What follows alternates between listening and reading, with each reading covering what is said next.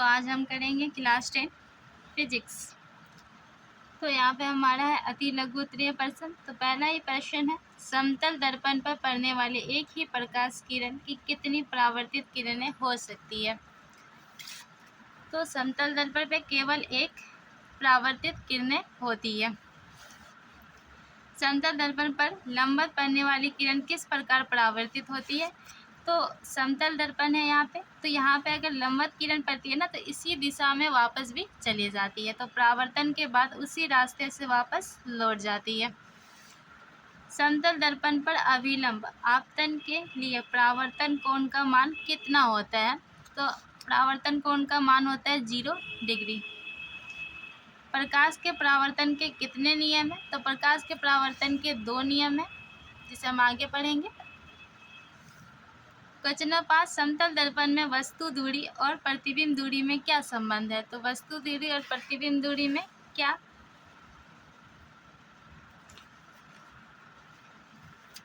तो हम लिख देंगे वस्तु दूरी प्रतिबिंब दूरी बराबर ही होते हैं। क्वेश्चन नंबर 6 है, गोलीय दर्पण कितने प्रकार के होते हैं, उनके नाम लिखे। तो गोलीय दर्पण 2 प्रकार के होते हैं, तो हम लिख देंगे 2 प्रकार के होते हैं। पहला है उत्तल दर्पण, दूसरा हमारा आ जाएगा अवतल दर्पण। अब क्वेश्चन नंबर हमारा 7 है, गोलीय दर्पण का मुख्य अक्ष क्या है। तो गोलीय दर्पण का मुख्य अक्ष क्या है।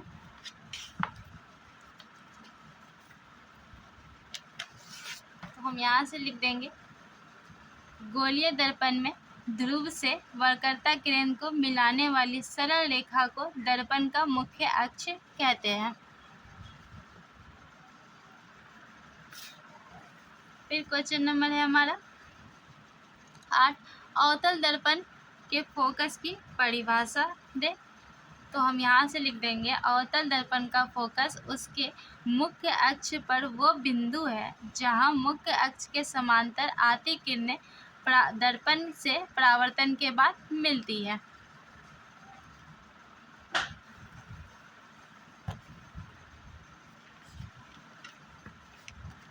उम्मीद है आपको क्वेश्चन समझ में आ रही है। अब है 9, गोलीय दर्पण की फोकस दूरी f और उसकी वक्रता त्रिज्या r में क्या संबंध है। तो इसी फॉर्मूले से हम मैथ भी बनाते हैं, तो ये है f बराबर r/2, ये संबंध है। क्वेश्चन नंबर 10 है, एक दर्पण का नाम बताइए जो किसी वस्तु का सीधा और आवर्धित प्रतिबिंब दे सके। तो उस दर्पण का नाम है अवतल दर्पण। ठीक है, अवतल दर्पण वस्तु का सीधा और आवर्धित प्रतिबिंब बनाता है। क्वेश्चन नंबर 11, एक अवतल दर्पण द्वारा आभासी प्रतिबिंब बनाने के लिए वस्तु का स्थान कहाँ होना चाहिए। तो वस्तु का स्थान होना चाहिए ध्रुव P तथा F के बीच। क्वेश्चन नंबर 12 है, यदि कोई वस्तु किसी अवतल दर्पण के वक्रता किरण पर रखी हो तो उसका प्रतिबिंब कहाँ और कैसे बनता है। तो उसका प्रतिबिंब तो वक्रता किरण पर बनता है। पहली बात है, प्रतिबिंब वास्तविक होगा, उल्टा होगा और वस्तु के आकार के बराबर होते हैं। क्वेश्चन नंबर 13 है, वस्तु दूरी U का चिन्ह क्या होगा जब एक अवतल दर्पण के सामने किसी वस्तु को रखा जाता है। तो ऋणात्मक होता है। ठीक है, माइनस का चिन्ह आएगा ऋणात्मक में। क्वेश्चन नंबर 14 है, 10 सेंटीमीटर फोकस दूरी अवतल दर्पण से 15 मीटर की दूरी पर रखी वस्तु की प्रतिबिंब की आकृति क्या होगी। तो मान लीजिए, तो प्रतिबिंब क्या होगा, वस्तु से बड़ा भी होगा, वास्तविक होगा और वस्तु की अपेक्षा उल्टा होगा। क्वेश्चन नंबर 15 है, अवतल दर्पण से किस दूरी पर एक वस्तु को रखा जाए जिससे कि प्रतिबिंब का आकार वस्तु के आकार के बराबर हो। तो दर्पण के कहाँ पे रखेंगे हम, वक्रता किरण पर। किस गोलीय दर्पण में केवल काल्पनिक प्रतिबिंब बनता है। तो वो दर्पण का नाम क्या है जिसमें सिर्फ काल्पनिक प्रतिबिंब बने, तो उसे हम कहते हैं उत्तल दर्पण।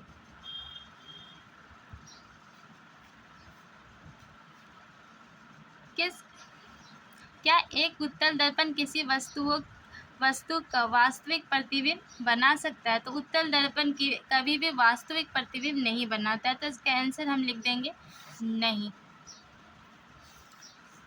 Question number 18। एक दर्पण की फोकस दूरी कितना है, माइनस में है। अगर ऋणात्मक होना तो वो दर्पण होगा हमारा क्या, उत्तल दर्पण। अगर प्लस में होता तो उसे हम कहते हैं अवतल, अवतल दर्पण, प्लस का अवतल दर्पण। क्वेश्चन नंबर है 19, गोलीय दर्पण के आवर्धन की परिभाषा दे।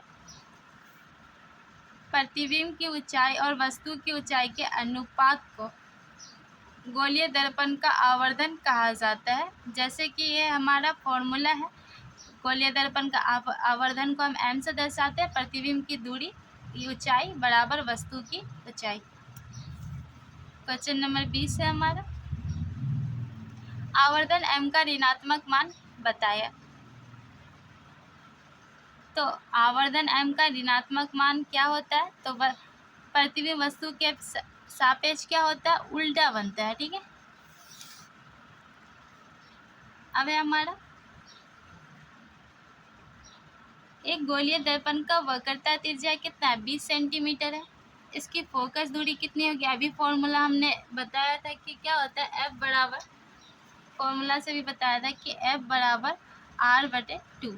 अगर ये त्रिज्या दिया हुआ है यहाँ 20, तो हम यहाँ 20 लिख देंगे, R की जगह यहाँ 2, तो यहाँ F बराबर कितना आ जाएगा, 10। तो इसी फॉर्मूला से हम निकाल सकते हैं 10 सेंटीमीटर। उत्तल दर्पण का एक उपयोग लिखना है।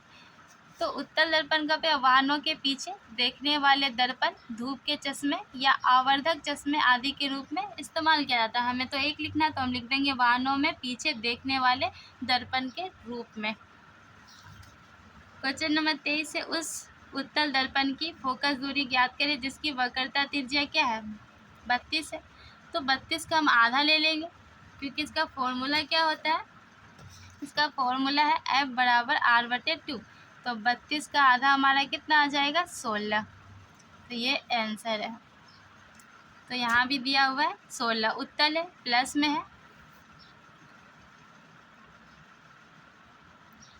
अब हमारा काल्पनिक प्रतिबिंब से आप क्या समझते हैं, काल्पनिक प्रतिबिंब से क्या तात्पर्य है,